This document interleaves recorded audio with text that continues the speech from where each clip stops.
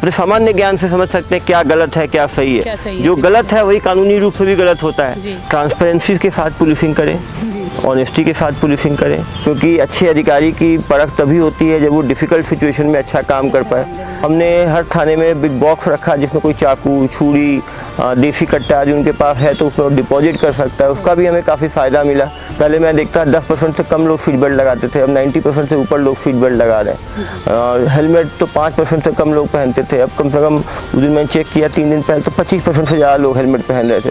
शुरू में लोग पुलिस कैंप का विरोध करते थे, बाद में लोग पुलिस कैंप की डिमांड करने लगे, वो नक्सली क्षेत्र हो या अर्बन क्षेत्र हो। और हर आदमी अलग होता है, इसी तरह से हर क्राइम में कुछ ना कुछ एंगल होता है। यदि हम उस एंगल को समझेंगे तो उससे लोगों को मालूम चलता है कि यदि 100 लोग सुनते हैं तो यदि 10 लोगों का भी शॉट बच गया। हर व्यक्ति की जिम्मेदारी है देश की सुरक्षा करना, और यदि भगवान ने हमें मौका दिया है कि हम देश की सुरक्षा के लिए लड़ सकते हैं तो ये एक बड़ा मौका है। वीडियो कॉल में जब भी कोई अननोन नंबर आता है उसको ना उठाएं, उसको काटें। जब भी किसी पुलिस अधिकारी का नाम जुबान पर आता है तो अधिकतर ऐसा होता है कि लोगों के मन में दबंग की छवि जो है वो उभर कर सामने आती है। डॉक्टरी का पेशा छोड़कर सिविल सेवा में अपनी तैयारी करना और उसके बाद उस पर सफल होना ये इतना आसान नहीं होता। नमस्कार, मैं आरती बेनिया और आप सभी का बहुत बहुत स्वागत करती हूँ मैं आरजे न्यूज़ में। आज आरजे न्यूज़ में हमारे साथ एक ऐसी शख्सियत मौजूद है जो किसी परिचय के मोहताज नहीं है। उन्होंने अपने कार्य से, अपनी ईमानदारी से जनता के लोगों के दिलों पर काबू किया है। तो बिना देरी के मैं आज आपको एक ऐसे सक्सेस इंसान से मिलाना चाहती हूँ जो सच में किसी परिचय के मोहताज नहीं है। हमारे साथ आज मौजूद हैं, हमारे साथ खास बातचीत के लिए IPS डॉक्टर अभिषेक पल्लव। तो बिना देरी के हम आपकी मुलाकात करवाते हैं सर से। सर, हमारे छत्तीसगढ़ की एक बहुत खूबसूरत सी परंपरा है कि जब भी हमारे यहाँ कोई गेस्ट आते हैं हम उनका वेलकम करते हैं। उस खूबसूरत सी परंपरा को निभाते हुए मैं आपका दिल से आरजे न्यूज़ में बहुत बहुत स्वागत करती हूँ। धन्यवाद मैडम जी। सर, डॉक्टर अभिषेक पल्लव से IPS अभिषेक पल्लव बनने का जो समय है उसको आपने कैसे तय किया? 2005 में मैंने गवर्नमेंट मेडिकल कॉलेज गोवा से MBBS किया। तत्पश्चात मैंने देश के सबसे prestigious medical college AIIMS new Delhi से 2006 से 2009 के बीच में साइकेट्री में मैंने MD किया। उसके बाद दिल्ली के प्रतिष्ठित हॉस्पिटल्स में GB Pant hospital, Maulana Azad medical college, Safdarjung hospital, Ram Manohar Lohia मैंने काम किया। वहाँ काम करने के दौरान मैंने एक चीज़ देखा कि जो मरीज है, बीमारी केवल इलनेस नहीं है, उसके साथ जो डेमोग्राफिक चीज़ें हैं, सोशल है, इकोनॉमिक है, फैमिली है, कल्चर है, सबका कहीं ना कहीं रिलेशन है। जब हम फील्ड में जाके एक आदमी के चारों तरफ की चीज़ों को ठीक करेंगे तभी समाज में बदलाव आएगा। एक OPD में हम डेली 10 या 20 मरीज देख सकते हैं, लेकिन यदि हम सिविल सर्विसेज ऐसी एवेन्यूज हैं जहाँ पे जाके हम लाखों लोगों के लिए जो है कार्य कर सकते हैं। मेरे छोटा भाई और हम तैयारी कर रहे थे, दोनों का सिलेक्शन हुआ। मैं पुलिस सर्विस में हूँ, मेरा छोटा भाई जो है भारतीय वन सेवा में मध्य प्रदेश काडर में है। तो निश्चित रूप से पहले से मन था, पापा का भी मन था कि सिविल सर्विस की तरफ रुझान हो, लेकिन मेडिकल भी एक बहुत अच्छी सेवा है। एम्स जैसे अस्पताल में काम करने में मरीजों में आदमी लगा रहता है तो समय नहीं मिलता पढ़ने को। जब मैंने अपनी MD पूरा किया तब मैंने मन बनाया और सिविल सर्विस की तैयारी की, और पहले ही अटेम्प्ट में मेरा 2012 सिविल सर्विस से सिलेक्शन हुआ। जी सर, बहुत अच्छा। इसी के साथ ही सर, जैसे कि डॉक्टरी की भी जो सेवा है वो जनता के लिए बहुत अच्छी सेवा है और बहुत बड़ी वो जो जिम्मेदारी होती है वो है, लेकिन इसके बावजूद ही आपने IPS पद को ही क्यों चुना सर? मैंने कहा सिविल सर्विसेज से, मेरा पापा भी आर्मी में थे, इंजीनियरिंग सर्विसेज, शुरू से मेरा आर्मी, एयरफोर्स, नेवी के साथ वो केंद्रीय विद्यालय में पढ़ाई हुई मेरी। तो वर्दी, देश सेवा हमेशा एक मन में रहता था। वर्दी का एक अलग, एक आदमी अलग दिखता है वर्दी में। तो पुलिस में, और जब मैं पुलिस में आया तो एक पुलिस में लोग सोचते थे केवल मारपीट के ही चीज़ें उगलवा सकते हैं, केवल हार्ड पुलिसिंग ही हो सकती है। क्योंकि मैंने डॉक्टरी भी पढ़ाई की है, साइकेट्री में मैंने MD किया है, तो मैं जो है लोगों की साइकोलॉजी समझने की कोशिश करता हूँ। कोई आदमी क्राइम क्यों कर रहा है, कैसे कर रहा है, कैसे इसको ठीक किया जा सकता है। मैं देखा काफ़ी लोग क्राइम करते हैं, वो दोबारा जेल जाते हैं, फिर निकलते हैं, फिर क्राइम करते हैं, दोबारा जेल जाते हैं। तो कहीं ना कहीं समझना, उनकी पर्सनल काउंसलिंग करना, उनके घर वालों की काउंसलिंग करना। तो निश्चित रूप से मेरी डॉक्टरी पढ़ाई का भी, फैकल्टी की पढ़ाई का भी और पुलिसिंग ट्रेनिंग का भी, तीनों का फ़ायदा मिल रहा है और तीनों को मैं कहीं ना कहीं उपयोग करता हूँ। सर, इसके लिए कोई प्री प्लानिंग, क्योंकि अभी तक ऐसा कोई नहीं है जिन्होंने, जिस तरीके से आप प्रेस कॉन्फ्रेंस करते हैं अभी तक किसी ने नहीं किया ऐसा, तो क्या इसके लिए कोई प्री प्लानिंग थी या फिर सडनली आपके माइंड में आया हो बस और आपने ये सब चालू किया? क्योंकि मैंने देखा जब मैं यहाँ आया तो यहाँ महादेव ऑनलाइन बेटिंग एक बहुत बड़ा इशू था। करीब 1000 से ज़्यादा युवक जो थे भिलाई, दुर्ग भिलाई के, वो कहीं ना कहीं जाके काम करना शुरू कर चुके थे महादेव ऐप में। लाखों लोग उस पर पैसा लगा रहे थे। एक यूथ जो है उसमें रोमांटिसाइज हो रहा था कि ऑनलाइन, क्योंकि कोरोना के बाद, लॉकडाउन के बाद ऑनलाइन की चीज़ें बढ़ी थी। ये लोग जाके लैपटॉप में काम करना, ज़्यादा पैसा कमाना, दूसरे यूथ जो है उसकी तरफ अट्रैक्ट हो रहे थे। तो कहीं ना कहीं जब हमने प्रेस कॉन्फ्रेंस किया, उनको जनता के सामने पेश किया, तो मालूम चला कि वो जो रोमांटिसाइजेशन है वो कहाँ उनको लेके जाएगा। अंत में वो जेल की तरफ जाएंगे, समाज में उनके परिवार की बदनामी होगी, उनकी बदनामी होगी। तब जाके जो युवक काफ़ी जो महादेव ऐप में गए हुए थे काम करने के लिए, वो वापस आ गए। काफ़ी लोगों ने सूचना दी हमें, जिसके आधार पे हमने 30 से ज़्यादा ब्रांचेस को जो है हमने नस्ताबूद किया। तो कहीं ना कहीं जनता जो है ड्रग्स की तरफ, आर्म्स की तरफ, लोग अपना आर्म्स के साथ फ़ोटो खिंचा रहे हैं, चाकू के साथ फ़ोटो खिंचा रहे हैं, लोग नशा भी कर रहे हैं, साथ में सोशल मीडिया में गांजा लेते हुए, सब तंबाकू लेते हुए, शराब पीते हुए फ़ोटो अपलोड कर रहे हैं। और वो एक ट्रेंड सा बन गया है। लोग तेरा मेरा गाड़ी चला रहे हैं, रैश ड्राइविंग कर रहे हैं, उसका वीडियो डाल रहे हैं, तलवार से केक काट रहे हैं, उसके वीडियो डाल रहे हैं। तो कहीं ना कहीं यूथ एक गलत दिशा में जा रहा था। तो जब इन लोगों को मीडिया के सामने लाया गया, बताया गया ये सब क्राइम की श्रेणी में आते हैं, इनके ऊपर क्राइम खुल सकता है, तब लोग इससे दूर गए। एक जो रात में बिना मतलब का घर से निकलना, तेज गाड़ियाँ चलाना, खुद की जान को खतरे में डालना, दूसरों की जान को खतरे में डालना, तो कहीं ना कहीं उनकी पर्सनल काउंसलिंग, फैमिली काउंसलिंग और एक सोसाइटल प्रेशर कि सोसाइटी जो है किस चीज़ को सही समझ रहा है, किसे गलत समझ रहा है। तो कहीं ना कहीं जो दिशा है सोसाइटी की वो भी थोड़ी चेंज हुई।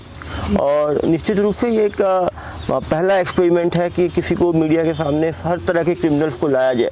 इसके लिए ट्रांसपेरेंसी की बहुत आवश्यकता है, क्योंकि यदि पुलिस उनके साथ पिटाई करेगी तो पब्लिक में बता सकते हैं हमारे साथ पिटाई हुई। यदि उन्होंने कोई अपराध नहीं किया है तो खुल के बता सकते हैं पुलिस वालों ने फंसाया है। तो कहीं ना कहीं हमारी फंक्शनिंग भी अच्छी होनी चाहिए, ट्रांसपेरेंसी होनी चाहिए और सही चीज़ों को हम रख पाएँ। क्रिमिनल्स भी अपनी बात रख पाते हैं, जो उनकी भावनाएं होती हैं वो भी वो रख पाते हैं। और अच्छी बात है कि जो भी लोग मेरे प्रेस कॉन्फ्रेंस में आए हैं वो दोबारा कभी उन्होंने क्राइम नहीं किया। तो ये भी एक बहुत बड़ी सफलता है। और जो यूथ है, क्योंकि सब यहाँ के लोकल लोग ही क्राइम करने वाले हैं, तो उसको बाकी वहीं के आसपास के लोग देखते हैं, शेयर करते हैं। तो पहले जो वो हीरो बनते थे, अब उनको कहीं ना कहीं नकारा जा रहा है। तो ये एक जो है कि इसमें क्राइम की भी कमी आ रही है। चाकूबाजी की घटनाएं हैं दुर्ग भिलाई में बहुत कम हुई हैं। नशा में लगातार कार्रवाई हो पा रही है। उसके कारण हम आसूचना की क्राउड फंडिंग टाइप की हो रही है, जनता ही हमें आसूचना दे रही है। मैंने अपना जनरली लोग अपना पर्सनल नंबर व्हाट्सएप पे देने से डरते हैं कि उसमें अंधाधुंध कॉल्स आएंगे, हम रात में सो नहीं पाएंगे। मैंने अपना पर्सनल नंबर व्हाट्सएप पे दिया लोगों को। इसका फ़ायदा ये हुआ कि लोग ही जो तेरा मेरा गाड़ी चलाते हैं उसका वीडियो बना के भेजते हैं, कोई सस्पिशियस लोगों को देखते हैं उसका वीडियो भेजते हैं, कोई इंस्टाग्राम पे कोई फ़ोटो अपलोड करता है आपत्तिजनक, उसका भेजते हैं। और इससे हमारी आसूचना तंत्र भी बहुत मजबूत हुई है। जनता ही हमारी आँख और कान सही मायने में हुई है और उनकी शिकायतों पर तुरंत कार्रवाई भी की जाती है। इसका फायदा है कि जनता पे विश्वास भी बढ़ा है। विश्वास बढ़ा। सर, ये सोशल मीडिया एक ऐसा प्लेटफॉर्म है जहाँ पर लोग अच्छा काम भी कर रहे हैं और बुरा काम भी कर रहे हैं, क्योंकि देखा जा रहा है कि लोग जहाँ तक अच्छी अच्छी फोटो पोस्ट कर रहे हैं, अच्छी अच्छी चीजें उस पर डाल रहे हैं, वहाँ तक तो वो सही है सर, लेकिन उसका जो गलत इस्तेमाल किया जा रहा है यूथ लोगों के लिए, उस पर आप क्या कहना चाहेंगे? सोशल मीडिया का नाम ही है सोशल मीडिया, सोशलाइजेशन के लिए। तो हम सोशलाइजेशन के लिए उसका इस्तेमाल करें।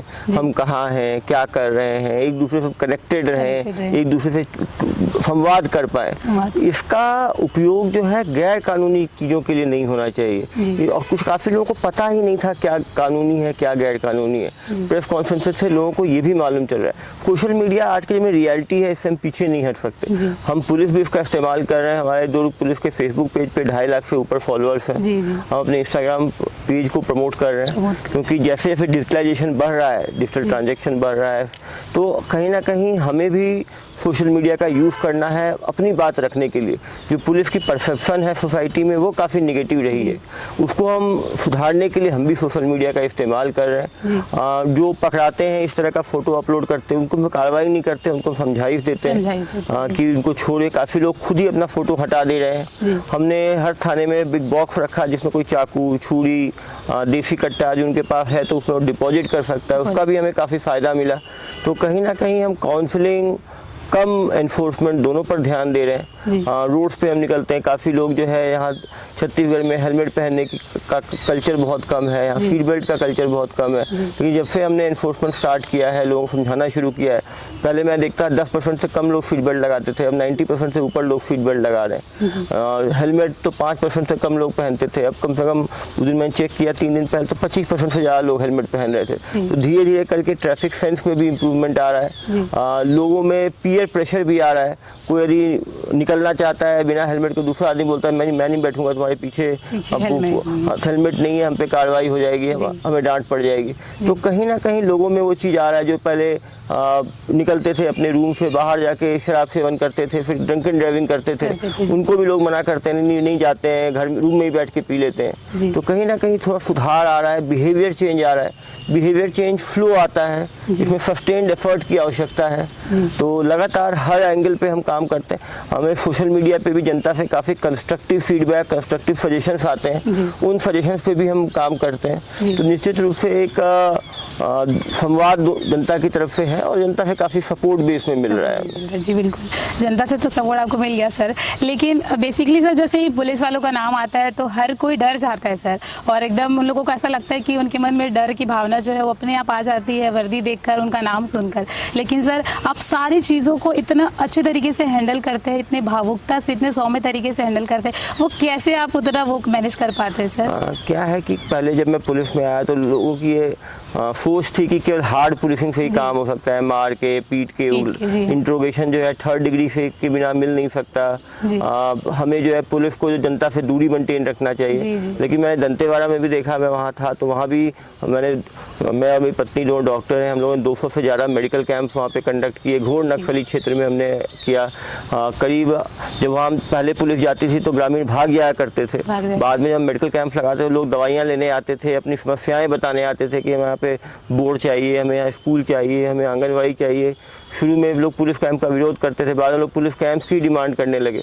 वो नक्सली क्षेत्र हो या अर्बन क्षेत्र हो, जनता से संवाद करने में जो है एक जो पुलिस को जो है हर तरह से बेनिफिट है। सॉफ्ट पुलिसिंग का अपना एक सॉफ्ट पुलिसिंग जो है हमें जनता से नज़दीक ले जाती है, उनके दिलो दिमाग को जीतने में हमें मदद करती है। सर आपने इसको पहले से सोचा था या फिर आपका नेचर ही ऐसा है कि आप लोगों से ऐसे बिहेव करते हैं? क्योंकि मैं डॉक्टर रहा हूँ तो डॉक्टर में पेशेंट से बात करना, जब आप बात करोगे तभी वो अपनी प्रॉब्लम बता पाएगा, जब आप कोई प्रॉब्लम बता पाएगा तभी उसका आप सोल्यूशन ढूंढ पाओगे। तो यदि हम जब तक हम प्रॉब्लम को समझेंगे नहीं तब तक टारगेटेड सॉल्यूशंस नहीं हो पाएगा। और हर आदमी अलग होता है, इसी तरह से हर क्राइम में कुछ ना कुछ एंगल होता है। यदि हम उस एंगल को समझेंगे तभी हम उस क्राइम को, जैसे कि कल हम लोग 3 जो मोबाइल चोरी करते थे उनके साथ पीसी किया, तो उन्होंने बताया कि उसका मॉडस ऑपरेंडी ये है कि वो लोगों से रास्ता पूछते थे और रास्ता पूछने पे आवाज़ में डिस्ट्रैक्ट होता था तो पीछे वाला व्यक्ति जो है वो मोबाइल उनके ऊपर वाले पॉकेट से निकाल लेता था। तो कहीं ना कहीं हमारी लर्निंग था कि ऊपर वाले पॉकेट की जगह नीचे वाले पॉकेट में मोबाइल रखें तो सुरक्षा ज़्यादा है। दूसरा ये भी है कि यदि कोई अनजान आदमी हमसे रास्ता पूछ रहा है तो अपनी हम चीज़ों का भी ध्यान दें। तो कहीं ना कहीं हर में हमें कुछ ना कुछ लर्निंग मिलता है, जनता को भी लर्निंग मिलता है। हम साइबर फ्रॉड की चीज़ें हम पीसी करते हैं तो उससे लोगों को मालूम चलता है कि यदि 100 लोग सुनते हैं तो यदि 10 लोगों का भी फ्रॉड बच गया, एक आदमी का भी फ्रॉड बच गया तो सफल है पीसी हमारे लिए। क्योंकि आप मिडिल क्लास के लिए सोचें, ज़्यादातर जो ये फ्रॉड होता है साइबर फ्रॉड ये मिडिल क्लास के साथ होता है, उनके लिए उनको 5 लाख से 10 लाख तक की ठगी हो जाती है। तो उनके लिए बहुत बड़ा अमाउंट होता है, बच्चों की पढ़ाई के लिए पैसा रखते हैं, शादी के लिए पैसा रखते हैं, तो कहीं ना कहीं उनकी पूरी गाड़ी कमाई ये फ्रॉडस्टर खा जाते हैं। तो कहीं ना कहीं अवेयरनेस फैलाने के लिए हम लाइव एग्जाम्पल के साथ करें जी। और उन्हीं के, और सबसे अच्छा है कि उन्हीं के मुंह से सुने, तो आपको ज़्यादा समझ में आता है कि वो कैसे करते हैं। और हमेशा पढ़ने से, देखने में ज़्यादा आदमी को चीज़ें समझ में आती हैं और रियल टाइम एग्जाम्पल होता है। इसीलिए मैं डेस्क में पूछता हूँ, जिससे कि वो कहीं ना कहीं एक साइको एजुकेशन टाइप की भी चीज़ें हैं, लोगों को साइबर फ्रॉड के लिए एजुकेट करता है। और क्योंकि उन पोस्ट को, वीडियोस को लाखों लोग लाइक कर रहे हैं और व्यूज आप देखिएगा तो करोड़ों में व्यूज हैं, तो कहीं ना कहीं वो व्यूज इसलिए हैं कि लोग कहीं ना कहीं एसोसिएट कर पा रहे हैं। उनके पास भी फ्रॉस्टर्स के कॉल आते हैं, बहुत छोटी छोटी चीजें हैं, जैसे ट्रू कॉलर में ही लाल आ जाता है, स्पैम आ जाता है, तो उसको उठाने की आवश्यकता ही नहीं है। काफी बार हम उसको भी उठाते हैं, काफी बार उस पर नंबर ही दिखाता है फ्रॉड करके, फिर भी उससे बातचीत करते हैं। तो कहीं ना कहीं लोगों को छोटे छोटे टिप्स मिलने से लोग जो है समझते हैं और मोर अवेयर होते हैं। और कहीं ना कहीं लोग भी वापस में शेयर करते हैं, उनके साथ कोई फ्रॉड कॉल आता है वो आसपास बताते हैं लोगों को, तो निश्चित रूप से पुलिस और जनता का संवाद काफ़ी बढ़ा है। जी बिल्कुल, बहुत बढ़िया सर। उसी के साथ सर, जैसे आपने अब दंतेवाड़ा की बात अगर करी दी है, तो हम जानना चाहेंगे कि सर आप बिहार के हैं बेसिकली, लेकिन फिर आपने अपनी फर्स्ट पोस्टिंग के लिए आपने छत्तीसगढ़ को ही क्यों चुना सर? मेरे पापा, मैंने कहा है, मिलिट्री इंजीनियरिंग फोर्सेस में थे, तो हम लोग तो बॉर्डर पे पंजाब से लेके नॉर्थ ईस्ट शिलोंग में उनकी पोस्टिंग थी, सिलीगुड़ी में उनकी पोस्टिंग थी, तो इंसर्जेंसी, टेररिज्म सबको हमने सामने से देखा है। तो मुझे कभी भी इंसर्जेंट से कभी कोई डर नहीं लगा। मैं हमेशा मानता हूँ कि हर व्यक्ति की जिम्मेदारी है देश की सुरक्षा करना, और यदि भगवान ने हमें मौका दिया है कि हम देश की सुरक्षा के लिए लड़ सकते हैं, तो ये एक बड़ा मौका है। वो आंतरिक सुरक्षा हो या बाहरी सुरक्षा हो, निश्चित रूप से बहुत बड़ा एक एक्सपीरियंस रहा, क्योंकि अच्छे अधिकारी की परख तभी होती है जब वो डिफिकल्ट सिचुएशन में अच्छा काम कर पाए। नक्सलिज्म एक बड़ी समस्या है, इसके निजात में यदि आदमी कुछ काम करे तो एक सेटिस्फाइंग एक्सपीरियंस होता है। जैसे पंजाब में टेररिज्म था, बुंदेलखंड में जैसे डकैतों का था, तो ये है कुछ दिनों का है, निश्चित रूप से ख़त्म हो जाएगा। तो एक बहुत ही अच्छा एक्सपीरियंस था, कैसे हमारे अपने लोग, कैसे नक्सलियों द्वारा ब्रेन वॉश करके उनको जो है हिंसा के रास्ते पर ले जाया गया है, और ऐसे लोगों को यदि हम वापसी अपने मुख्य धारा में जोड़ पाएँ तो एक बहुत बड़ी सफलता है। मैंने वहाँ पे घर वापसी अभियान, लोन वराटू अभियान के नाम से लॉन्च किया, जिसमें एक वर्ष में 500 माओवादियों ने आत्मसमर्पण किया, जिसमें 134 जो है वो इनामी माओवादी थे। तो निश्चित रूप से आदमी यदि एक पहले समस्या को समझने के बाद अपने आप सॉल्यूशंस निकलते हैं, टारगेटेड सॉल्यूशंस हो, एक फोकस के साथ, एक प्लान के साथ यदि हम काम करें तो निश्चित रूप से सफलता मिलती है। और जब मैं वहाँ से यहाँ आया, फिर लोगों ने मुझे बोला कि वहाँ नक्सलवाद तो समस्या थी, अर्बन में तो हर जगह सेम प्रॉब्लम्स हैं, यहाँ पे कुछ अलग करना बहुत मुश्किल है। लेकिन मैंने, यदि आप बैठेंगे, सोचेंगे, नीचे वाले जो आपके पुलिस कर्मचारी हैं जिन्होंने 30 साल 40 साल से काम किया है, उनसे आप यदि कुछ चीज़ें पूछेंगे, उनसे कंस्ट्रक्टिव फीडबैक लेंगे, सीनियर से मार्गदर्शन लेंगे, जनता से बातचीत करेंगे, तो कहीं ना कहीं आपको कुछ ना कुछ चीज़ें अच्छा करने को मिलेगा, जो कि एक इम्प्रिंट छोड़ जाती है, जिससे जनता को फायदा होता है। एक चीज़ है कि आपने सोशल मीडिया पे प्रमोट किया खुद को, वो अलग चीज़ है, लेकिन कुछ ऐसा चीज़ करना जिसके एक पॉजिटिव रिजल्ट्स मैदान पे दिख रहे हो। जैसे हमारे इंटरवेंशन के कारण महादेव ऐप जो है वो करीब खत्म हो गया छत्तीसगढ़ में। हम लोगों ने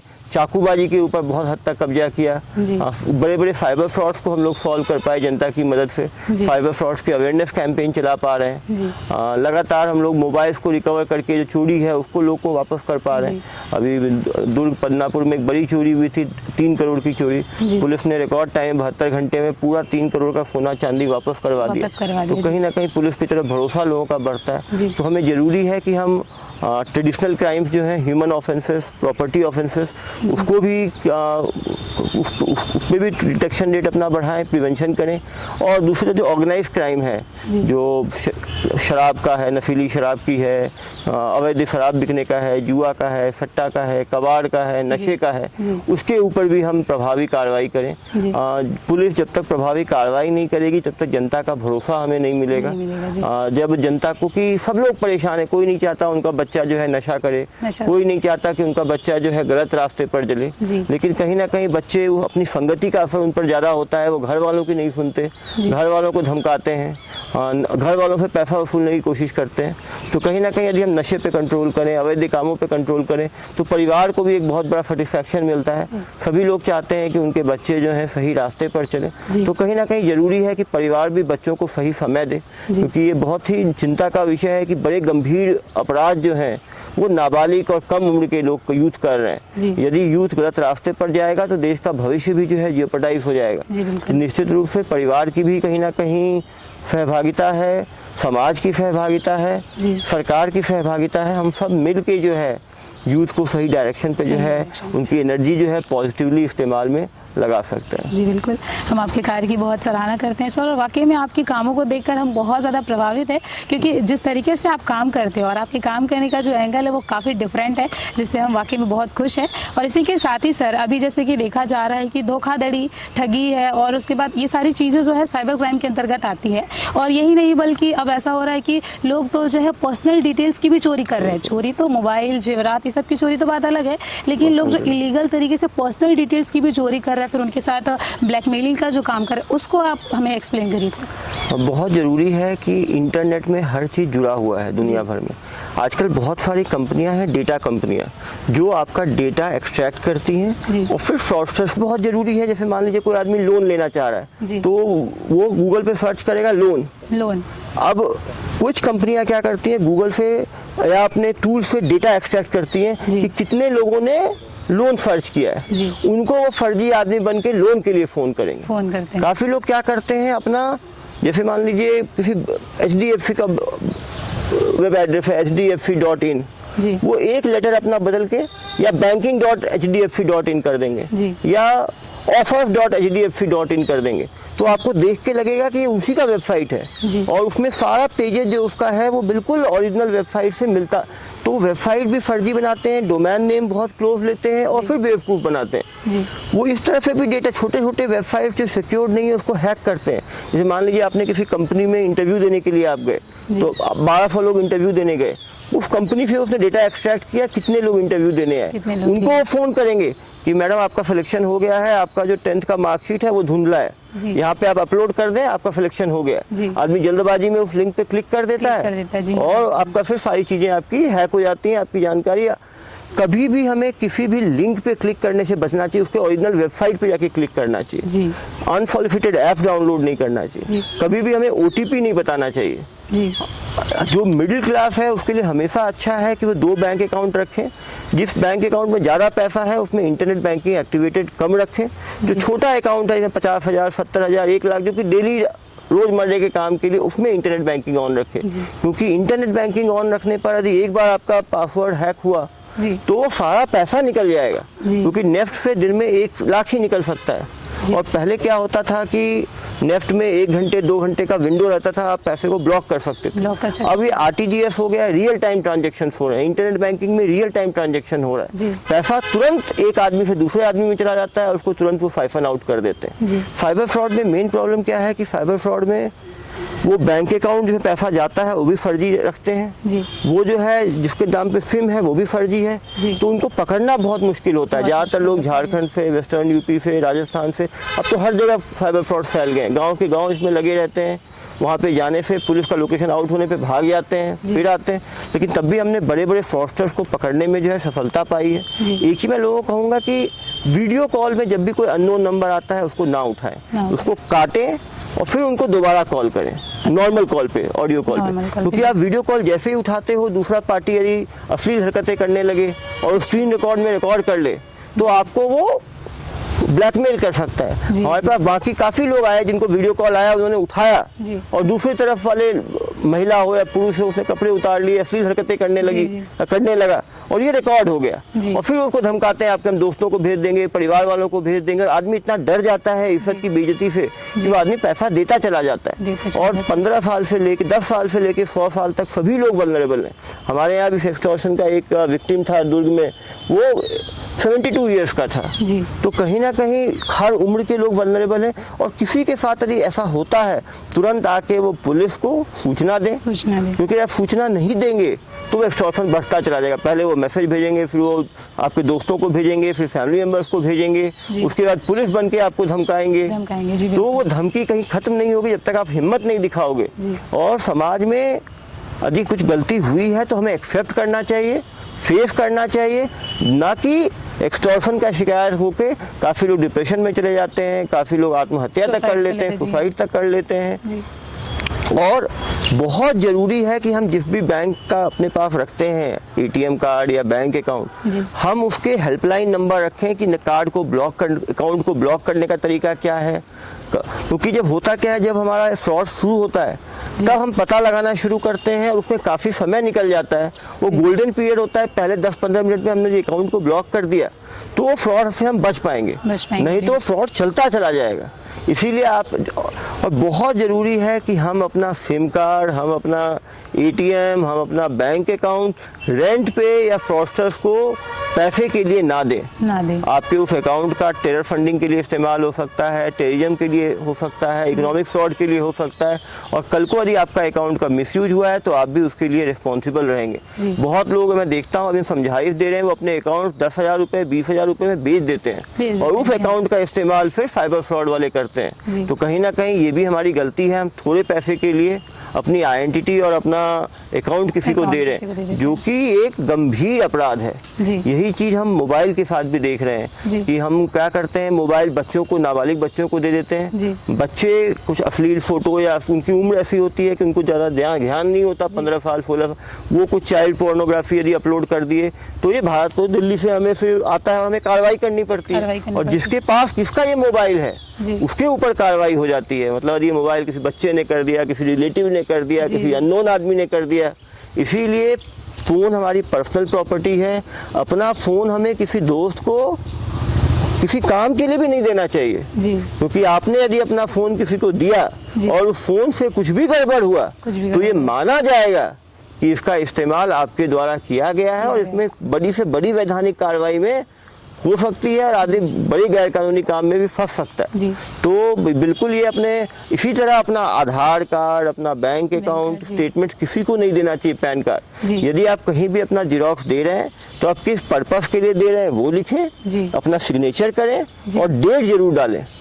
उससे क्या है कि यदि मान लीजिए कोई काफ़ी बार ये भी शिकायतें आ रही है कि आपने कहीं पे अपना आधार कार्ड किसी दुकान में दिया, वहाँ आधार कार्ड है, पैन कार्ड है अपना अकाउंट खोलने के लिए, वही आदमी सुबह शाम तक 40 आधार कार्ड, पैन कार्ड किसी थर्ड पर्सन को डेटा के रूप में बेच दे रहा है और वहाँ से फिर अकाउंट खुल जा रहे हैं। अच्छा जी। तो ये भी बहुत जरूरी है कि आप जब भी कुछ कहीं दें, पर्पस के लिए दें, डेट लिखें, फाइन दें। और हम लगातार बैंक से भी बात कर रहे हैं, मोबाइल एजेंसी से भी बात कर रहे हैं, प्रोवाइडर से भी बात कर रहे हैं कि कभी भी यदि पुराना डेट के सिग्नेचर हैं तो उस पर नए बैंक अकाउंट ना खोलें। एक ही आदमी के नाम पे देखा जा रहा है 4-4, 5-5 अकाउंट, क्योंकि बैंक में तो नियम हो गया है कि एक बैंक में एक पैन कार्ड पे एक ही अकाउंट खुल पाता है। लेकिन वो क्या करते हैं, उसी आधार और एटीएम का इस्तेमाल करके, आधार और पैन का इस्तेमाल करके फ्रॉडस्टर अलग अलग बैंक में खोलते हैं। आईसीआईसीआई में खोल देंगे, एचडीएफसी में खोल देंगे, यस बैंक, क्योंकि 15 बैंक काफ़ी सारे हैं। तो कहीं ज़रूरी है हमें कि हम पर्पस क्लियर करके रखें और अपने जो आइडेंटिटी प्रूफ हैं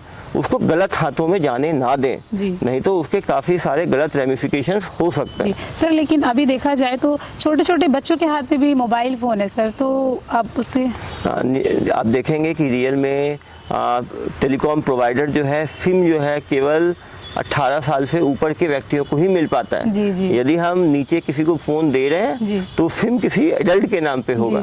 यदि पढ़ाई के लिए या किसी चीज़ के लिए हमें बच्चों को आईपैड और इसकी देने की आवश्यकता पड़ भी रही है तो कहीं ना कहीं हमें मॉनिटरिंग की आवश्यकता है। पेरेंट्स जो है अपने गाइडेंस में दें, अपने सामने दें, क्योंकि और ये भी देखा जा रहा है कि बच्चे भी, क्योंकि कोरोना के टाइम में ऑनलाइन एजुकेशन था, बच्चे भी सोशल मीडिया में ग्रुप्स बना के, फेसबुक अकाउंट्स हैं, ट्विटर अकाउंट्स हैं, इंस्टाग्राम अकाउंट, बच्चे इंस्टाग्राम में बहुत पॉपुलर हैं बच्चे, और वो व्हाट्सएप पे, टेलीग्राम पे एक दूसरे को मैसेजेस, फोटोग्राफ, वीडियोस ये करते। ये भी एक बहुत बड़ी बात है कि जो छोटे बच्चे हैं उनको भी जानने की ज़रूरत है कि वो अपने इंटीमेट फ़ोटोज़, वीडियोज़ किसी को ना भेजें, क्योंकि वेब में कुछ भी सेफ नहीं है और वो कब किस फ्रॉडस्टर के हाथ में वो डेटा आ जाए जी। वो हम जानते नहीं हैं। एक और बहुत बड़ी प्रॉब्लम है कि हम फेसबुक पे, इंस्टाग्राम पे, इंटरनेट बैंकिंग पे, सब पे एक ही पासवर्ड रखते हैं जी। एक बार जब पासवर्ड लीक होता है, कुछ दिन पहले लिंक्डइन का पूरे पासवर्ड लीक हुए थे जी।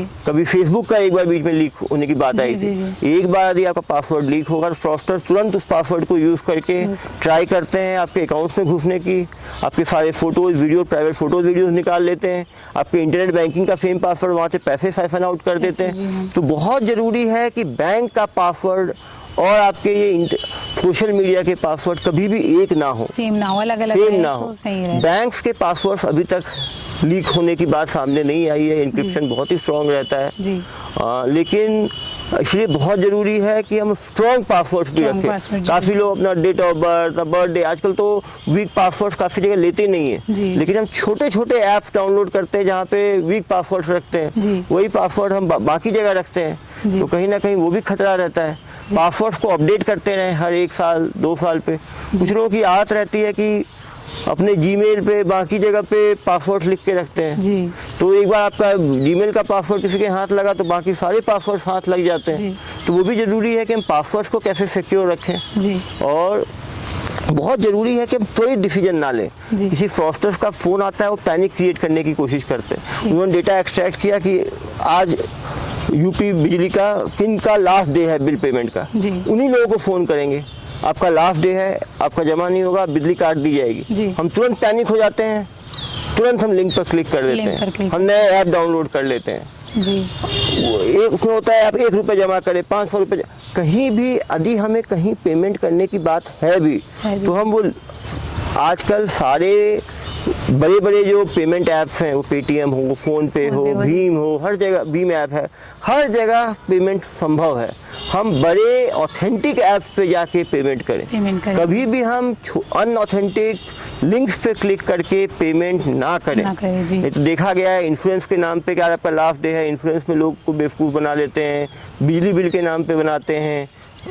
कभी भी सुहावने ऑफर्स पे ना जाएं कि ये लॉटरी आपका निकल गया है 50 लाख का, 1 करोड़ का, आप इतना जमा रजिस्ट्रेशन के नाम पे आपके लेंगे, मनी ट्रांसफ़र के नाम पे लेंगे, वीसा चार्ज के नाम पे लेंगे और बहुत पैसा आपका वसूल कर लेंगे। कभी भी इन तरह के सुहावने ऑफर्स पे ना जाएं। यदि ये ऑफर्स आपको आते भी हैं, भरोसा करना भी है, तो इन सब के ऑफलाइन ब्रांचेज हैं, आप ऑफलाइन ब्रांचेज पे जाएं। लेकिन मन में ऐसा आता है कि अगर कोई चीज़ 20, जैसे किसी और वेबसाइट पे हम लोगों को अगर वो 50 रुपए की मिल रही है, अगर उसी चीज़ को अगर हमको कोई 10 रुपए में दे रहा है, तो हम चाहेंगे 50 रुपए की चीज़ छोड़ के हम 10 रुपए में जहाँ मिल रहा है वहाँ जाते हैं। तो लोगों के मतलब ये जो लालच, इसको लालच बोल सकते हैं लाइक। तो एक क्या है, यदि आप छोटे अनऑथेंटिकेटेड ऐप से कोई सामान खरीदेंगे तो पहली बात तो है कि वो सामान ओरिजिनल होगा, इसकी कोई गारंटी नहीं है। जी बिल्कुल। तो और यदि आपको बहुत ज्यादा कोई डिस्काउंट दे रहा है तो आप मान के चलें कि उसकी क्वालिटी कॉम्प्रोमाइजेबल होगी। जी। और आप उसमें फ्रॉड के भी शिकार हो सकते हैं। तो यदि उसमें आपको लेना भी है तो कैश COD ऑप्शन जो है, कैश ऑन डिलीवरी, वो आइडियल ऑप्शन होता है कि आपके पास आए, आप सामान को देखें, आपको पसंद आए तो ले, अन्यथा ना ले। लेकिन क्योंकि छोटे अनवेरीफाइड जगह पर कैश ऑनलाइन पेमेंट करना हमेशा एक वल्नरेबिलिटी रहती है, उनकी ऑथेंटिकेशन को हम जानते ही नहीं हैं और हमेशा एक जो है सेंस ऑफ कंफ्यूजन रहता है। जी सर, इसके बाद जहन में एक और सवाल उठता है कि महिलाओं के साथ जो बढ़ते अपराध को लेकर आप क्या कहना चाहेंगे? क्योंकि बेसिकली ऐसा होता है कि महिलाएं तो इन अपराधों का शिकार हो ही रही है सर, लेकिन उसके बावजूद भी जो यंगस्टर गर्ल्स हैं वो सबसे ज़्यादा इसके शिकार हो रही है। तो महिलाओं के बढ़ते अपराध को लेकर हम जानना चाहेंगे। महिलाओं का जो अपराध निश्चित रूप से बढ़ रहा है, जो संगीन अपराध है उसमें पुलिस लगातार कार्रवाई कर रही है, लेकिन जो ज़्यादा देखा जा रहा है कि शादी का झांसा देके जो बलात्कार की बात सामने आती है, हम 2 साल 3 साल 4 साल साथ रहते हैं और उसके बाद जब वो शादी नहीं हो पाती तो फिर हम आके FIR करवाते हैं और हम FIR करा सकते हैं, उस लड़के को हम जेल भेज सकते हैं, लेकिन महिला के लिए तो लाइफ में ट्रॉमा हो ही गया। कोई भी फेल्ड रिलेशनशिप एक बहुत बड़ा ट्रॉमा है। इसीलिए बहुत ज़रूरी है कि जब हम रिलेशनशिप में जाएं तो हम एक समय लेके उसमें हम एक डिसीजन ले लें। यदि हम बहुत लंबा उसको खींचेंगे तो कहीं ना कहीं टर्बुलेंस आने के क्योंकि एक लाइफ में इवन मैरिज के बाद काफ़ी टर्बुलेंस आता है। जी। तो यदि हम लंबा पीरियड खींचेंगे तो एक निश्चित रूप से एक रिस्क रहता है। जी। दूसरी बात ये है कि महिलाएं अपना इंटीमेट फोटोग्राफ वीडियो जो है शेयर कर लेती जी। हैं, उसके द्वारा एक्सप्लॉयटेशन की बात सामने आती है, वो एक बहुत बड़ा इशू है। तो हम कभी भी कोई भी चीज़ ऑनलाइन मीडियम पे ना डालें। कोई किसी भी प्राइवेट मोमेंट्स को हम फोटोग्राफ में वीडियोग्राफ में कैप्चर ना करें, और यदि कैप्चर करें भी तो उसको हम अपने पास रखें। और प्रॉब्लम क्या होता है कि उसको हम इंस्टाग्राम पे डाल देते हैं, उसको हम व्हाट्सएप पे एक दूसरे को भेजते हैं, टेलीग्राम पे भेजते हैं, तो दूसरा पार्टी उसको मिसयूज़ कर सकता है। तो उससे हमें बचने की आवश्यकता है। हमें कहीं ना कहीं जो नशा है वो एक बहुत बड़ी प्रॉब्लम महिलाओं के लिए भी सामने आ रही है, कि बराबरी की दुनिया में महिलाएं भी शराब सेवन कर रही हैं, वो जो कैनबिस का उपयोग कर रही हैं, वो क्लब ड्रग्स तक ले रही हैं, लेट नाइट पार्टीज में जा रही हैं। लेट नाइट पार्टीज कोई ख़राब चीज़ नहीं है, लेकिन हमें देखना है कि हम बहुत लेट ना करें। यदि हम 1 बजे, यदि हम देर रात 12 बजे के बाद जा रहे हैं, सड़क सुनसान रहता है, तो हमें डिसीजंस बहुत ही ध्यान से लेना है कि हम कब तक पार्टीज करें, कब हम सही सलामत अपने घर वापस आ जाएं, और किन लोगों पे हम ट्रस्ट कर पाएँ, किस पे ना करें। क्योंकि जब नशे की हालत में रहते हैं तो काफ़ी डिसीजंस हम सही नहीं ले पाते। तो एक नशा जो है ये एक बहुत बड़ा चैलेंज है, और ये भी बहुत ज़रूरी है कि हम किस तरह के लोगों के साथ हम किसको हम रिलेशन में हैं। यदि वो व्यक्ति नशा कर रहा है, वो व्यक्ति तेज़ गाड़ी चला रहा है, छुरी चाकू रख रहा है, वो एग्रेसिव है, तो कभी ना कभी वो एग्रेशन हमारे ऊपर भी टूट पड़ सकता है। तो निश्चित रूप से हमें चॉइसेस बहुत ही ध्यान से करना है। हमें अपनी एनर्जी को एक पॉजिटिव तरीके से लगाना है हर चीज़ की, क्योंकि जब हम एडोलेसेंस में होते हैं तो हमारा डिसीजन मेकिंग इतना अच्छा नहीं होता। उस टाइम हमें ज़्यादा ध्यान अपने कैरियर बिल्डिंग में करना चाहिए, क्योंकि अब महिलाओं और पुरुषों में बराबर अपॉर्चुनिटीज़ मिल रही हैं। दोनों महिलाएं किसी भी स्फीयर ऑफ लाइफ में अच्छा कर सकती हैं। पहले कुछ ट्रेडिशनल फील्ड हुआ करते थे, अब ऐसा कोई फील्ड नहीं है यहाँ महिलाएं आपको नहीं दिखेंगी। मैं मेडिकल में था तो वहाँ कोई भी ऐसा बयान नहीं था। ऑर्थोपेडिक्स और सर्जरी तक में महिलाएं काफ़ी अच्छा कर रही हैं। तो निश्चित रूप से आप देखें हर फील्ड में महिलाएं हैं, उनको अपना करियर बिल्डिंग के लिए फाइनेंशियली इंडिपेंडेंट होने की कोशिश करना चाहिए। उससे क्या है, एक बार उनका करियर बनेगा तो एक कॉन्फिडेंस भी उनके अंदर रहेगा, और वो चॉइसेस अपने ऊपर कर सकती हैं। निश्चित रूप से फाइनेंशियल ऑटोनॉमी एक बहुत बड़ा इशू है, और रिलेशनशिप में ध्यान से जाएं, क्योंकि कोई भी शावर रिलेशनशिप आदमी के कॉन्फिडेंस को जो है वो बहुत डेंट करता है, आगे अपने करियर प्रोग्रेशन को काफ़ी मुश्किल में डालता है। आदमी को ट्रॉमा रहता है, पोस्ट ट्रॉमेटिक एंजाइटी रहती है, डिप्रेशन रहता है, आदमी काम में फोकस नहीं कर पाता, और निश्चित रूप से काफ़ी सारे और जो भी महिलाओं के साथ एक्सप्लॉयटेशन होता है उनको सामने आना चाहिए। जो क्रिमिनल्स हैं उनके खिलाफ कार्रवाई करवाना चाहिए, जिससे कि वो किसी दूसरे के साथ ऐसा एक्सप्लॉयटेशन ना कर पाए। तो जब हम पिकअप करेंगे, कंप्लेंट करेंगे, अपने अधिकार के लिए लड़ेंगे, तभी जो ऐसे, क्योंकि कोई भी क्रिमिनल जब तक उसको हम सज़ा नहीं दिलाएंगे, उस पर हम कार्रवाई नहीं करेंगे, उसके हौसले बढ़ते चले जाएंगे, और समाज के लिए वो आज वो छोटा क्राइम कर रहा है, कल को बड़ा क्राइम करेगा। निश्चित रूप से क्रिमिनल्स को पकड़ने की आवश्यकता है। इसीलिए मैंने अपना पर्सनल व्हाट्सएप नंबर भी पब्लिक किया है कि जिले में किसी को कोई भी समस्या हो तो सीधा वो इसमें कर सकते हैं, त्वरित कार्रवाई भी हम लोग करते हैं। सर, जैसे कि भारत देश है, स्वतंत्रता है, हर किसी को कोई भी काम करने की स्वतंत्रता है, लेकिन ऐसा होता है कि महिलाओं को पहले के युग में ऐसा होता था कि तुमको 6 बजे के बाद घर से निकलना ही नहीं है बाहर, और अभी ऐसा होता है कि तुम नाइट आउट भी कर सकती हो, रात को 11 बजे 12 बजे तक बाहर रह सकती हो। तो क्या इसके पीछे भी जो बढ़ता क्राइम है उसके पीछे क्या ये एक रीज़न हो सकता है? नहीं, महिलाओं को ऑटोनॉमी की आवश्यकता है।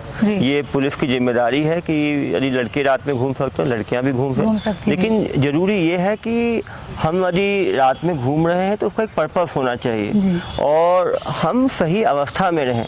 यदि हम नशा कर रहे हैं, ड्रंक हैं, तो हमारा जजमेंट खुद ही इम्पेयर रहता है। और निश्चित रूप से जो कम उम्र के लड़के लड़कियां हैं तो दोनों में जो है एक रीजनिंग का, एक जजमेंट का, एक उस टाइम हार्मोनल चेंजेस भी रहते हैं। तो निश्चित रूप से जो है कंसेंट से काफ़ी बार चीज़ें होती हैं, लेकिन जब रिश्ता टूटता है तो फिर आके शिकायतें होती हैं। तो सभी को घूमने का अधिकार है, लेकिन एक समय सारणी के अंदर रहें, अच्छे लोगों के साथ रहें, और नशा से और इन चीज़ों से दूर रहें। जी सर, दुर्ग और भिलाई में जो बढ़ते गांजे की तस्करी है, ये इसके बारे में आप क्या कहना चाहेंगे? निश्चित रूप से गांजा एक बहुत बड़ा इशू है, क्योंकि यह छत्तीसगढ़ का एजुकेशनल कैपिटल है। बहुत सारे स्कूल्स हैं, कॉलेजेज हैं, जहाँ बच्चे राज्य के आसपास के राज्यों से पढ़ने के लिए आते हैं। बच्चे जब नए रहते हैं तो संगति कुछ सीनियर्स हैं जो नशा करते हैं, वो देख के बच्चे भी नशा करते हैं। जो कुछ तबका है जो नशा का करता है, डिमांड है इसलिए सप्लाई भी हो रहा है। जो उड़ीसा है बहुत बड़ा हब है, यहाँ से लगातार बड़े तस्कर जो है उड़ीसा से नागपुर होते हुए नागपुर से वापस यहाँ पे नशा आता है। हमने बड़ी कार्रवाइयाँ भी की हैं, जनता की मदद से कार्रवाई की है, लेकिन ज़रूरी है कि हम लोगों को एजुकेट भी करें नशा के नुकसान के बारे में, नशा को पे जो है हम प्रभावी कार्रवाई भी करें, और तीसरा जो इनका नशे का आदत पड़ गया है उनका हम डी एडिक्शन ट्रीटमेंट भी कराएं, क्योंकि जिनको नशा की आदत पड़ गई है वो लगातार नशा लेंगे ही। यदि हम सप्लाई रोकते हैं तो उसका रेट बढ़ता है, वो या आसपास से कहीं से लेके आते हैं। तो निश्चित रूप से दुर्ग पुलिस तीनों में काम कर रही है, लोगों को नशा के नुकसान के बारे में बता रहे हैं, नशे पे कार्रवाई कर रहे हैं, और जो नशे के आदी हो गए उनके इलाज में लगातार हम तत्पर हैं। अभिषेक सर, अब काम की बातें तो हो चुकी है, लेकिन अब मैं आपकी पर्सनल लाइफ से कुछ चीज़ें जानना चाहूँगी। सर, आपका जो बचपन है, क्योंकि ऐसा होता है कि बचपने में जब हम खाना नहीं खाते थे तो मम्मी बोलती थी कि अगर खाना नहीं खाओगे तो इंजेक्शन लगवा दूंगी डॉक्टर बुलवा के, और जब हम किसी का कहना नहीं मानते थे तो पापा बोलते थे कि मैं पुलिस बुलवा दूंगा, डंडे लगवा दूंगा तुमको अगर तुम मेरी बात नहीं सुनोगे तो सर, जब आप बचपन में थे, अभी तो आप as a IPS as a doctor कार्यरत थे, लेकिन सर मैं आपके बचपन में जानना चाहूँगी कि उस समय जब पुलिस का नाम लिया जाता था तब क्या आप डरते थे? जब इंजेक्शन का नाम लिया जाता था तब आप डरते थे, क्योंकि आप डॉक्टर भी हैं और इसके साथ में भी आप IPS भी हैं? तो निश्चित रूप से पुलिस की एक छवि है, वर्दी का एक डर है। तो डर वर्दी का नहीं, डर तो कानून का होना चाहिए, लेकिन कहीं ना कहीं कोई कानून को हम लोग इन्फोर्स करते हैं तो डर रहते हैं। जब हम जाते थे तो बगल में ट्रैफिक पुलिस भी डरता है तो हम डर जाते थे, साइड से निकलते थे। निश्चित रूप से थोड़ा डर जरूरी है समाज के अंदर। डॉक्टर्स का भी जब भी बीमार पड़ते थे तो वो भी एक डर था कि बाहर खाना मत खाओगे, खाना खाओगे डायरिया हो जाएगा, फिर इंजेक्शन लगेगा, कुछ गड़बड़। तो निश्चित रूप से लोग, डॉक्टर या पुलिस दोनों ऐसी चीज़ हैं कि कोई जाना नहीं चाहता उनके पास जब तक बिल्कुल जरूरत ना पड़े। डॉक्टर, लॉयर, पुलिस, ये तीनों ऐसी हैं, लेकिन तीनों इमरजेंसी सर्विसेज हैं। समाज इनके बिना रह नहीं सकता। दुनिया भर में जब से सभ्यताएं आई हैं तब से वैद्य रहे हैं, तब से इंटरनल सिक्योरिटी के लिए पुलिस रही है। दुनिया भर में ऐसा एक भी समाज नहीं है जहाँ पे पुलिस या हेल्थ सर्विसेज ना हो।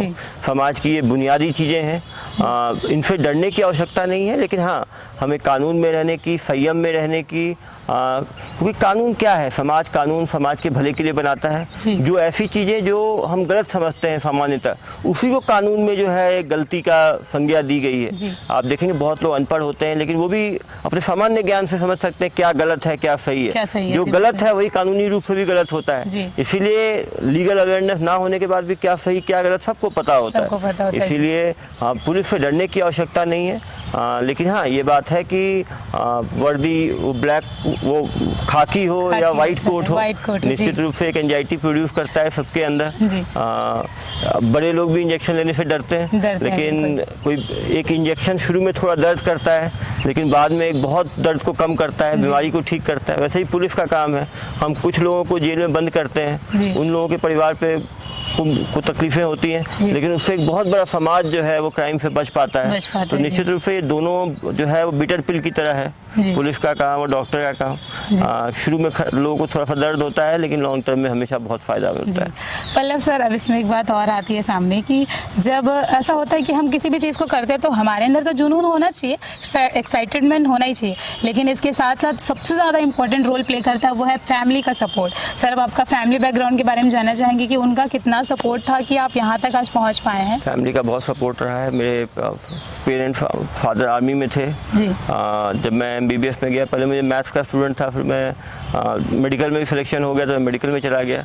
मैं 2 बार फेल भी हुआ MBBS में, तब भी घर वालों ने पूरा सपोर्ट किया मेरा। मैंने अपने ऊपर कॉन्फिडेंस रखा कि कॉलेज की लाइफ बहुत अलग होती है। कॉलेज में ज़्यादा होम सिकनेस रहता है, आदमी काफ़ी चीज़ें एडजस्ट नहीं कर पाता, काफ़ी लोग डिप्रेशन में चले जाते हैं। मेडिकल कॉलेज में काफ़ी लोग, मेडिकल इंजीनियरिंग में अच्छे स्टूडेंट सुसाइड तक कर लेते हैं। उस टाइम फैमिली सपोर्ट बहुत काम आता है, टीचर्स का सपोर्ट काम आता है।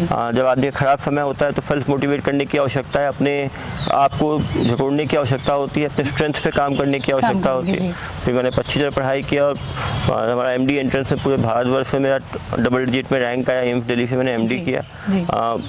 निश्चित रूप से अच्छे समय, खराब समय, परिवार का सहयोग, परिवार का भरोसा बहुत ज़रूरी होता है। हम भी भरोसे पे उतरे, ये भी बहुत ज़रूरी होता है। उसके बाद जब मैं दंतेवाड़ा पोस्टिंग आई तो मेरी पत्नी जो खुद डॉक्टर थी वो दंतेवाड़ा आई, वहाँ 6 वर्ष हम लोग साथ में रहे, साथ में मेडिकल कैंप लगाए।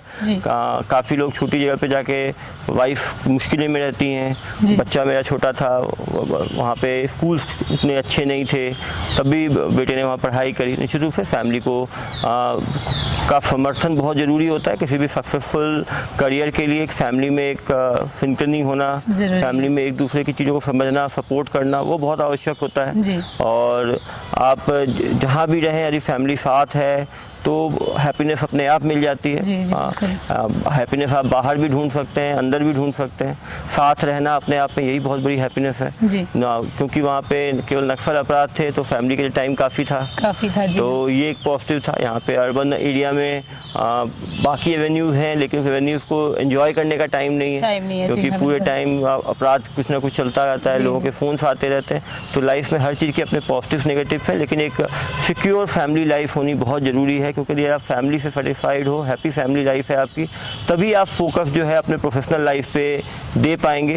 इसीलिए बहुत ज़रूरी है कि हम अपने पर्सनल लाइफ को सेटल्ड रखें, जिससे कि हम पूरी एनर्जी के साथ अपने प्रोफेशनल लाइफ में काम कर सकें। यदि आपकी फैमिली लाइफ में टर्मोइल है तो कहीं ना कहीं वो प्रोफेशनल लाइफ में रिफ्लेक्ट होगा ही होगा। जी सर, जैसा कि आपने कहा कि आपकी पहली पोस्टिंग जो छत्तीसगढ़ में हुई, दंतेवाड़ा में, तो सर आपको छत्तीसगढ़ कैसा लगता है? छत्तीसगढ़ बहुत ही अच्छा लगता है। यहाँ के लोग बहुत ही सौम्य हैं, बहुत ही सरल हैं, बहुत ही अपनापन है। यहाँ पे कोई आपको बाहरी नहीं कहता। यहाँ पे आप भिलाई तो मिनी इंडिया ही है, यहाँ पे नॉर्थ साउथ सभी जगह के लोग हैं। लेकिन मैं दंतेवाड़ा भी था तो वहाँ भी ट्राइबल्स जो हैं वो बहुत ही सौम्य सरल हैं, अपनी बातें रखते हैं, कोई कपट नहीं है, छल नहीं है। आप देख सकते हैं कि प्रेस कॉन्फ्रेंस में जो भी लोग आते हैं वो खुद ही मानते हैं उन्होंने ये गलती की, उन्होंने वो गलती की, सुधरने की बात करते हैं। यहाँ पे अभी भी जघन्य अपराधों की संख्या बहुत कम है। लोग जो हैं सरल हैं, लोग सम्मान करते हैं सभी का। लोगों गुंडागर्दी बहुत ही कम है। सभी जो सीनियर जो बड़े हैं उनकी लोग इज्जत करते हैं, छोटे। अभी भी छत्तीसगढ़ की माटी में जो है काफ़ी मिठास है, यहाँ के खाने में मिठास है, बोली में मिठास है, लोगों में मिठास है। तो निश्चित रूप से जो सब बोलते हैं छत्तीसगढ़िया सबले बढ़िया, बिल्कुल निश्चित रूप से छत्तीसगढ़ में कि बिल्कुल सेंट्रल इंडिया में है, नॉर्थ से लेके साउथ, ईस्ट से लेके वेस्ट, हर तरफ को जोड़ने वाला राज्य है। और आप देख सकते हैं जीटी रोड जो है मुंबई से लेकर कलकत्ता तक लाइफ लाइन है, वो यहाँ से गुजरती है। रेलवे ट्रैक जो है वो यहाँ से गुजरता है। यहाँ पे मिनरल संपदा है, यहाँ पे धान का कटोरा है, यहाँ इतना धान मिलता है। यहाँ के आप देख सकते हैं इतने सारे त्यौहार हैं, इतने सारे कल्चर हैं, इतने सारे यहाँ पे लोग जो है हर महीने आपको कोई ना कोई त्यौहार मिलेगा और सरल त्यौहार है। यहाँ कोई बाहर जाके कोई बहुत शॉपिंग करने की आवश्यकता नहीं है। घर की चीज़ों को ही बनाते हैं, घर की चीज़ों को ही पहनते हैं और उसी में खुश रहते हैं लोग। सर, यातायात के नियमों को लेकर आप क्या कहना चाहेंगे? यातायात के लिए दुर्ग पुलिस लगातार कमर कसी है। यहाँ एक्सीडेंट्स की संख्या बहुत बढ़ी थी 2023 में, 2022 से कंपेयर 40% जो है डेथ्स बढ़े थे। करीब 350 लोगों की जानें गई थी। इसके बाद हम लोगों ने अब जितने, और हमने देखा कि 2/3 एक्सीडेंट जो है रूरल रोड्स में होते हैं, क्योंकि रूरल एरियाज में लोगों ने बाइक्स खरीद ली हैं, ट्रैक्टर्स खरीद लिए हैं। वहाँ पे इतने रोड्स बन रहे हैं कि हाईवा और बड़ी ट्रक चलते हैं और बच्चे वहाँ पे बिना हेलमेट के तेज चलाते हैं। रोड सड़क, गांव की सड़क सीधा मेन रोड में मिलती है, वहाँ जाके टकराते हैं और काफ़ी जाने जाती हैं। हमने ये भी देखा जितनी जाने जा रही हैं उसमें 80% जो जाने जा रही हैं वो 18 साल से 30 साल के बीच में यूथ का जान जा रहा है, जिससे कि परिवार काफ़ी परेशान होता है। नई नई शादी हुई होती है, बच्चे छोटे होते हैं, पूरा परिवार बिखर जाता है। तो इसके लिए हमने रात में ड्रंकन ड्राइविंग का अभियान लॉन्च किया। जो भी लोग ड्रंकन ड्राइविंग हो, बिना सीट बेल्ट के हो, बिना हेलमेट के हो, एक बाइक के ऊपर 2 से ज़्यादा लोग बैठे हों, तो उनके ऊपर हम लगातार कार्रवाई कर रहे हैं। और इसका ही नतीजा है कि पिछले 12 से 13 दिनों में दुर्ग में कोई एक्सीडेंट नहीं हुआ है, कोई जानें नहीं गई हैं। निश्चित रूप से ये एक लगातार प्रक्रिया, सतत प्रक्रिया है कि हम लोगों को एजुकेट करें। हमारी कोशिश ये नहीं होती कि उनको हम फाइन लगाएं, उनको परेशान करें। वही गाँव के लोग हैं, उनके लिए 400-500 रुपये चालान भी बहुत ज़्यादा होता है। तो हम उनको समझाइश देते हैं। कुछ जगह हमने लोगों से जो है समाज सेवा कराया, कचरा साफ करवाया। कुछ जगह हम लोगों ने खड़े होकर सबको बैठ के क्लास ली, समझाई। हमने उनको वीडियो दिखाया कि कैसे जो CCTV फुटेज है जिसमें कि बिना हेलमेट के लोगों की जाने गई हैं, एक्सीडेंट्स के जो CCTV फुटेज है वो हमने दिखाया कि किस तरह से रैश ड्राइविंग करने से जान जा सकती है। हमने उनके स्कूल, जो लोग बिना जो नियम तोड़ते पाए गए, उनके ऑफिस में उनको इन्फॉर्मेशन दी। जो प्राइवेट कंपनी है उनके प्राइवेट कंपनीज को इन्फॉर्मेशन दी। स्कूल्स में हम चेकिंग अभियान चला रहे हैं कि स्कूल्स में गए जो बच्चे बिना लाइसेंस के नाबालिग बच्चे गाड़ी चला रहे हैं, उनके प्रिंसिपल को बताया, घर में उनके पेरेंट्स को बुलाया। क्योंकि ये भी देखा जा रहा है कोचिंग के लिए स्कूल कॉलेज ज़्यादातर नाबालिग बच्चे बिना लाइसेंस के जा रहे हैं, एक ही बाइक में 3-3 4-4 लोग बैठ के जा रहे हैं, उसका कुछ फ़ोटो खींच के डालते भी हैं सोशल मीडिया में। तो हमने अब क्राउड सोर्सिंग भी किया है कि कोई भी व्यक्ति किसी को 3 आदमी 4 आदमी बैठता हुआ दिखे, रैश ड्राइविंग करता हुआ दिखे तो उसका वीडियो बनाए, उसमें नंबर प्लेट दिखे, उसके बाद तुरंत हम जाके त्वरित कार्रवाई करते हैं, उसको अपने मीडिया ग्रुप में डालते हैं। तो इससे ट्रैफिक वायलेशन में भी काफ़ी कमी आई है। मैं ये नहीं कह सकता कि सभी लोग फॉलो कर रहे हैं, लेकिन परसेंटेज काफ़ी बढ़ा है और धीरे धीरे करके निश्चित रूप से जो एक्सीडेंट की संख्या भी कम होगी, गंभीर रूप से घायल होने वालों की संख्या भी कम होगी और लोगों की सुरक्षा बढ़ेगी। जी, बहुत बढ़िया सर, बहुत अच्छा लगा आपसे मिलके। सर, अब जाते जाते मेरा आखिरी सवाल ये है कि आने वाले बैच के जो नए अधिकारी हैं उनको आप क्या संदेश देना चाहेंगे ताकि वो अच्छे से प्रिपेयर रह सके, ताकि आप ही की तरह वो लोग और अच्छे से काम कर सके, और जो क्राइम जो बढ़ रहा है, चाहे वो कुछ भी क्राइम हो, तो उसको कैसे रोका जा सकता है? पुलिस अधिकारियों से मैं यही अपील करूंगा कि ट्रांसपेरेंसी के साथ पुलिसिंग करें, जी, ऑनेस्टी के साथ पुलिसिंग करें। जो अपने अधीनस्थ कर्मचारी हैं उनके जो कठिनाइयों हैं उनको हम दूर करें, एक टीम लीडर के रूप में काम करें। हर क्राइम का एक मोड ऑफ ऑपरेंडाई होता है, उसको समझें, उस पर पहले गहन चिंतन करें और फिर उसके लिए एक टारगेट बना के फोकस के साथ, गोल एम्स के साथ उसको जो है सॉल्व करने की कोशिश करें। ऑर्गेनाइज क्राइम के लिए एक अलग फोकस रखें। प्रॉपर्टी ऑफेंसेस को जो सीसीटीवी पेनिट्रेशन है वो बहुत ज़रूरी है। लगातार जनता के साथ सहयोग करके नगर पालिका, नगर निगम, प्रशासन, काफ़ी सारे प्राइवेट इंस्टीट्यूशंस हैं, उनकी मदद से सीसीटीवी पेनिट्रेशन बढ़ाएं, सीसीटीवी कंट्रोल रूम में उसका फीड रखें। कोई भी क्राइम होता है, वो ह्यूमन ऑफेंस हो, प्रॉपर्टी ऑफेंस हो, गोल्डन पीरियड होता है शुरू के कुछ घंटे, उसमें यदि हम रिस्पॉन्स टाइम हमारा अच्छा हो, क्योंकि वरना यदि हम लेट जाते हैं तो सारे जो इंपॉर्टेंट एविडेंस होते हैं, बायोलॉजिकल एविडेंस और फिजिकल एविडेंस, वो लॉस्ट हो जाते हैं। हम टाइम पे जब भी हम घटनास्थल पहुंचे, हम पूरे एरिया को हम घेराबंदी करें, जिससे कि वरना होता क्या, कहीं घटना घटती है, इतने सारे लोग वहाँ आ जाते हैं कि सारे एविडेंस जो है वो लॉस हो जाता है उसका, तो उसको हम करें। हम जनता के साथ सतत संपर्क रखें, हम जनता को लगातार क्राइम्स के बारे में एजुकेट करें और हार्ड पुलिसिंग के साथ सॉफ्ट पुलिसिंग की भी अपनी एक जगह है। अपनी भाषा हम सरल रखें।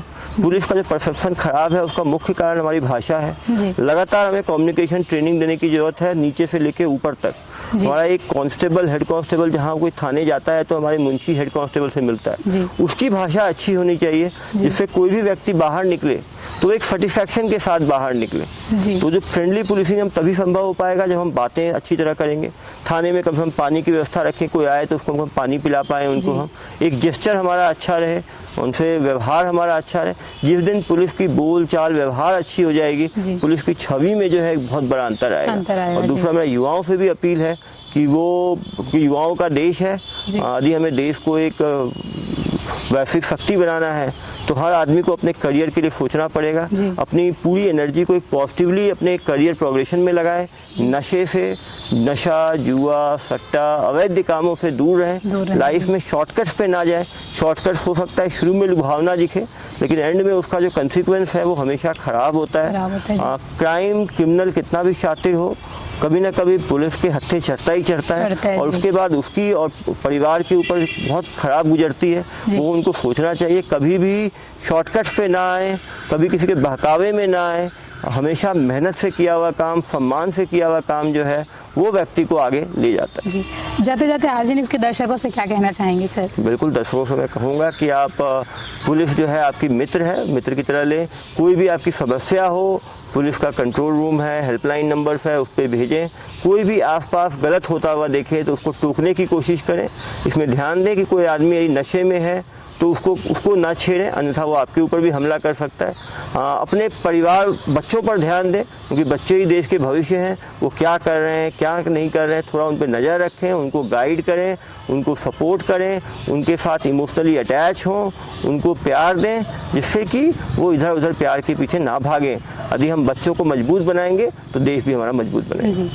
सर, अपना बेशकीमती समय देने के लिए आपका बहुत बहुत धन्यवाद। जाते जाते आपको चैत्र नवरात्रि की बहुत सारी शुभकामनाएं। हैं सर कल्लव जी, जो इस समय हमारे साथ आरजे न्यूज़ पर बातचीत के लिए मौजूद थे। तो आपने उनसे सुना उनकी मुँह जुबानी की आखिरकार उनकी सफलता के पीछे क्या राज था, कैसे वो सक्सेस हुए और आज जो इस मुकाम पर पहुंचे हुए हैं उसके पीछे क्या राज है। और साथ ही साथ यह भी जानकारी हमने ली कि आखिरकार उनको आगे कैसे आगे बढ़ना है, किस तरीके से काम करना है, किस तरीके से अपने जीवन में चीज़ों को सोच समझकर, फैसलों को सोच समझकर लेना है, ये हमने देखा। तो दोस्तों अगली बार फिर मिलेंगे एक ऐसे ही नए चेहरे के साथ, एक ऐसे ही नए सीख के साथ। तब तक आप अभी हमें दीजिए इजाज़त। आप स्वस्थ रहिए, मस्त रहिए और देखते रहिए आरजे न्यूज़।